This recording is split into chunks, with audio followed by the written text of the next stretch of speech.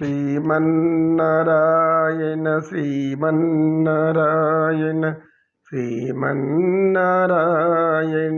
నీ నామమే శరణు నీ పాద చరణములే మా హృదయమునకు ఆనందం. దీన జనావన ఎన్ని జన్మల పుణ్యము,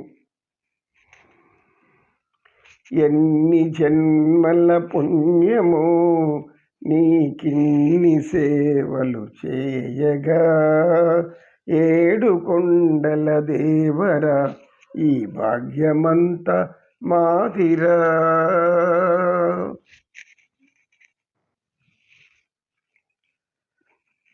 తేజస్విని గురువుగారు భగవంతుని భక్తికి, జ్ఞానానికి ఈ యొక్క కుల వర్ణన అనేది జరిగింది కదా, చాతుర్వర్ణాలు అని.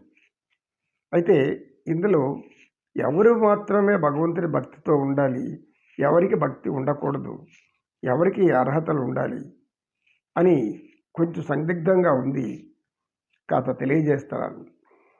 తల్లి, నీవు అడిగిన ప్రశ్న ఇదివరకు ఎంతోమంది వేలకు అడుగుతూనే ఉన్నారు, జ్ఞానులు చెబుతూనే ఉన్నారు.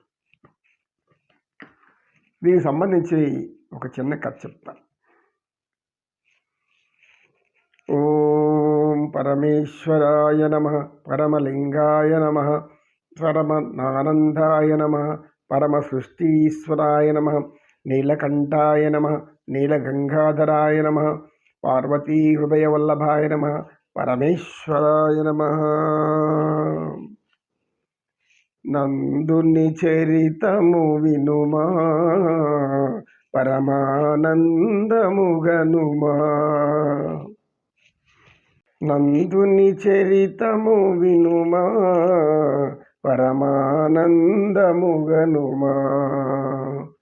ఆదనూరులో మాలవాడలో పేదవాడుగా జనించి, చిదంబరేశుని పదాంబుజములే మదిలో నమ్మి పూజించి.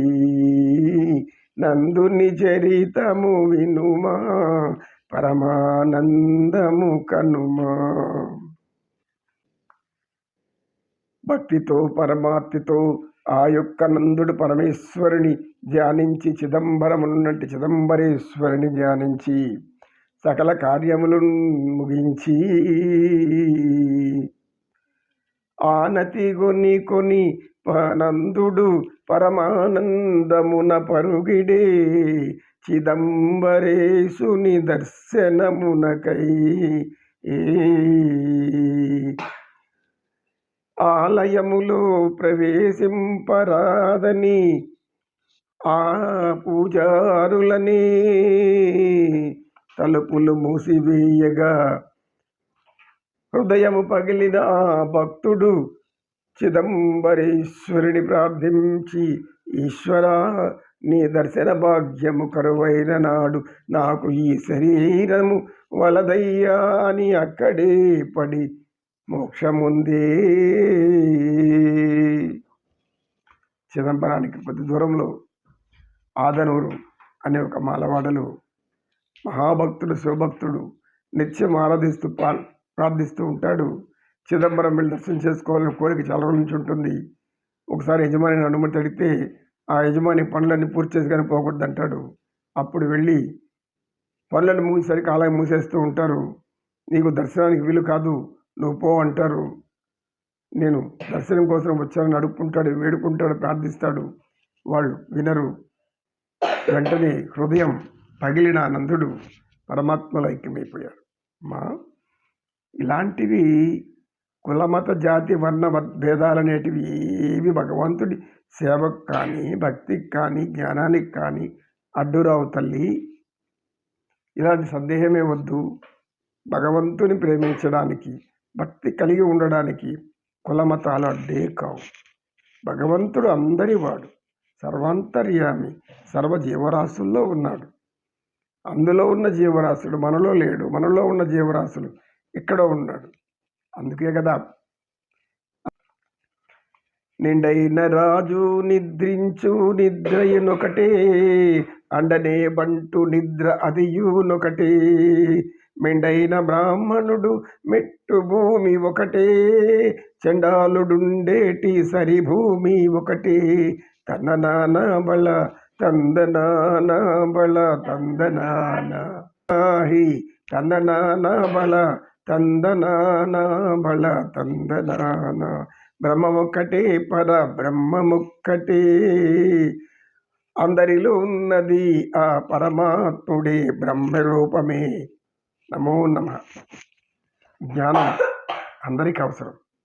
జ్ఞానానికి వివక్షత లేదు, భక్తికి వివక్షత లేదు. ఒకరు భక్తి ఉండాలి, ఒకరి భక్తి ఉండకూడదని నియమం లేదు. సర్వకాల సర్వావస్థల యందు భగవంతుడు ఎవరైనా ప్రార్థించవచ్చు. స్త్రీ పురుష భేదం లేదు, లింగ భేదం లేదు, వర్ణ భేదం లేదు. అదే జ్ఞానం చెప్తుంది, జ్ఞానయోగం అదే చెప్తుంది. ఇలా మనం కొన్ని ఆంక్షలు పెట్టుకోవలన హిందువులందరూ వేరే వేరే దారులు వెతుక్కుంటున్నారు. కనుక హిందువులు ఉన్నటువంటి సనాతన జ్ఞానాన్ని తెలుసుకున్న వాళ్ళు ఇటువైపే మొదలుతారు. ఇందులో జ్ఞానం అనంతంగా ఉంది. మానవుణ్ణి మహాత్ముడిగాను పరమాత్ముడిగాను తీర్చిదిద్దగలిగేటటువంటి అద్భుతమైన జ్ఞాన రహస్యం మన సనాతన హైందవ జ్ఞానం. కనుక తల్లి, ఈ వివక్షత మీరు వెళ్ళి చెప్పేటప్పుడు ఎక్కడ చెప్పకండి. అందరూ అర్హులే చెప్పండి. ఎవరికి అభిమతం ఎలా ఉంటే వచ్చి కూర్చుంటారు, వింటారు. ఇష్టం లేని వాళ్ళు ఇదంతా భగవంతుడు ఆడించే లీల, జగన్నాటకం. కనుక పరమాత్మను తలుచుకొని మన కార్యక్రమాలు మనం చెయ్యాలి. ఫలితాల మీద మాత్రం మనం భయం పెట్టుకోకూడదు. ఇది చెప్తే ఏమవుతుందో, అది చెప్తే ఏమవుతుందో, ఇది చెప్పకపోతే ఏమవుతుందో, ఈ నిర్ణయం మంచిదో కాదు అవును ఏమవుతుందో ఇవన్నీ ఒక మానసిక సమస్యగా అవుతుంది. ఏమో అనుకునే కొద్దీ అన్నీ ఒక మానసిక సమస్యగా ఈ తల మీద ఒక 10 కేజీల గుండె పెద్ద బరువు మోయాల్సి వస్తుంది. కనుక మానవులు మానసిక వికాసానికి భక్తి కంటే మించిన మార్గం ఒకటి లేదు. జ్ఞానం పొందినా భక్తే కావాలి, ఏవి కలిగినా మనకు భక్తే కావాలి. భగవంతుడు భక్తవ శంకరుడు. ఓం నమో నారాయణాయ నమః. శ్రీకృష్ణం వందే జగద్గురుం. శ్రీకృష్ణం వందే జగద్గురుం. వందే వాసుదేవం. వందే వాసుదేవం. బృందారకాది వందిత శరణం. వందే వాసుదేవం.